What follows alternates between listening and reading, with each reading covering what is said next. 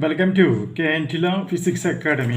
ഈ വീഡിയോയിൽ നമ്മൾ ഡിസ്കസ് ചെയ്യാനായിട്ട് പോകുന്നത് കാറ്ററ്റ് കാറ്റഗറി 3 മാത്തമാറ്റിക്സ് ഓൺലൈൻ കോച്ചിങ്ങിൽ ജോയിൻ ചെയ്തിട്ടുള്ള സ്റ്റുഡൻസിന് പ്രൊവൈഡ് ചെയ്യുന്ന സ്റ്റാറ്റിസ്റ്റിക്സ് എന്ന് പറയുന്നത് 47ാമത്തെ ന്യൂമറിക്കൽ പ്രോബ്ലമാണ് ഡിസ്കസ് ചെയ്യുന്നത്.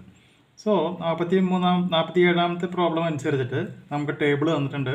ആ ടേബിളിൽ നിന്ന് നമുക്ക് പറഞ്ഞിട്ടുള്ള കാര്യം ഇതാണ്. മോഡൽ ക്ലാസ് അത് നമുക്ക് ക്വസ്റ്റ്യനിൽ തന്നിട്ടുണ്ടല്ലേ.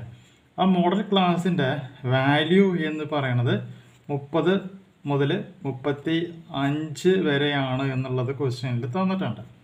അതുപോലെ തന്നെ എല്ലിൻ്റെ വാല്യൂ എന്ന് പറയുന്നത് 30 ആണെന്നുള്ളത് നമുക്ക് മനസ്സിലാക്കാനായിട്ട് പറ്റും. അതുപോലെ തന്നെ F1 എന്ന് പറയുന്നതിൻ്റെ വാല്യൂ 25 ആണ്.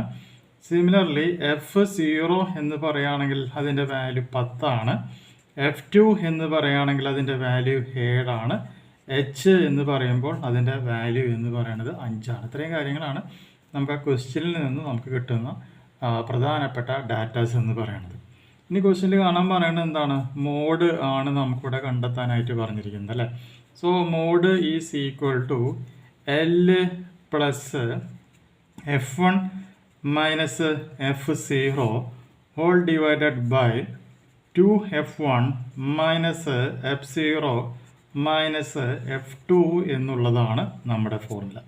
ഈ ഫോർമുലയിലേക്ക് നമ്മൾ കിട്ടിയിട്ടുള്ള വാല്യൂസ് എല്ലാതും കൊണ്ട് സബ്സ്റ്റിറ്റ്യൂട്ട് ചെയ്യുക. സബ്സ്റ്റിറ്റ്യൂട്ട് ചെയ്ത് സിംപ്ലിഫൈ ചെയ്യുമ്പോൾ 32.27 എന്ന് അപ്രോക്സിമേറ്റ്ലി 32.27 എന്ന് പറയുന്ന റിസൾട്ട് നമുക്ക് അവിടെ നിന്നും ലഭിക്കുന്നതാണ്. കിട്ടിയില്ലേ? അപ്പോൾ ഇതാണ് 47ാമത്തെ പ്രോബ്ലം എന്ന് പറയുന്നത്.